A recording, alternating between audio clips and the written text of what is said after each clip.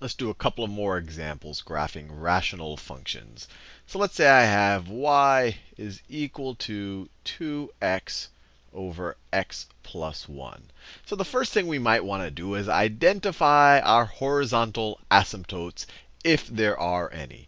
And I said before, all you have to do is look at the highest degree term in the numerator and the denominator. The highest degree term here, there's only one term. It is 2x. And the highest degree term here is x. They're both first degree terms. So you can say that as x approaches infinity, y is going to be, as x gets super large values, these two terms are going to dominate. This isn't going to matter so much. So then our expression, then y is going to be approximately equal to 2x over x, which is just equal to 2. And that actually would also be true as x approaches negative infinity. So as x gets really large or super negative, this is going to approach 2. This term won't matter much. So let's graph that horizontal asymptote. So it's y is equal to 2. So let's graph it. So this is our horizontal asymptote right there. Horizontal asymptote. Y is equal to 2. That right there, let me write it down. Horizontal asymptote. That is what our graph approaches, but never quite touches as we get to larger and larger, more and more positive values of x or more and more negative values of x. Now, do we have any vertical asymptotes here? Well, sure. We have when x is equal to -1, this equation or this function is undefined. So we say y undefined when x is equal to -1. That's definitely true, because when x is equal to -1, the denominator becomes 0. We don't know what 1 over 0 is. It's not defined. And this is a vertical asymptote because the x doesn't cancel out, the x plus 1, sorry, doesn't cancel out with something else. Let me give you a quick example right here. If I have, let's say I have the equation y is equal to x plus 1 over x plus 1. In this circumstance, you might say, hey, when x is equal to -1, my graph is undefined. And you would be right, because if you put a -1 here, you get a 0 down here. In fact, you'll also get a 0 on top. You'll get a 0 over a 0. It's undefined. But as you can see, if you assume that x does not equal -1, if you assume that this term and that term are not equal to 0, you can divide the numerator and the denominator by x plus 1. And this is going to be, or you could say, well, that over that, if it was anything else over itself, it would be equal to 1. You would say this would be equal to 1 when y does not, sorry, when x does not equal -1, or when these terms don't equal 0. It equals 0 over 0, which we don't know what that is, when x is equal to -1. So in this situation, you would not have a vertical asymptote. So this graph right here, no vertical asymptote. And actually, you're probably curious, what does this graph look like? And I'll take a little aside here to draw it for you. This graph right here, if I had to graph this right there, what this would be is this would be y is equal to 1 for all the values except for x is equal to -1. So in this situation, the graph, it would be y is equal to 1 everywhere. Y is equal to 1 everywhere, except for y is equal to -1. At y is equal to -1, it's undefined. So we actually have a hole there. We actually draw a little circle around there, a little hollowed out circle to show that we don't know what y is when x is equal to -1. So this looks like that right there. It looks like that horizontal line.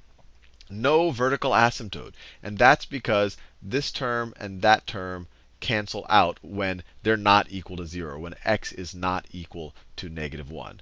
So when you're identifying vertical asymptotes, let me clear this out a little bit. When you're identifying vertical asymptotes, you want to be sure that this expression right here isn't canceling out with something in the numerator. And in this case, it's not. In this case, it did, so you don't have a vertical asymptote. In this case, you aren't canceling out, so this will define a vertical asymptote. X is equal to -1 is a vertical asymptote for this graph right here. So x is equal to -1. Let me draw the vertical asymptote. It will look like that. It will look like that. And then to figure out what the graph is doing, we could try out a couple of values.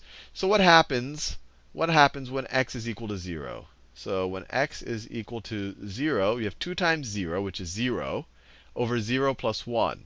So it's 0 over 1, which is 0. So the point 0, 0, the point 0, 0 is on our curve.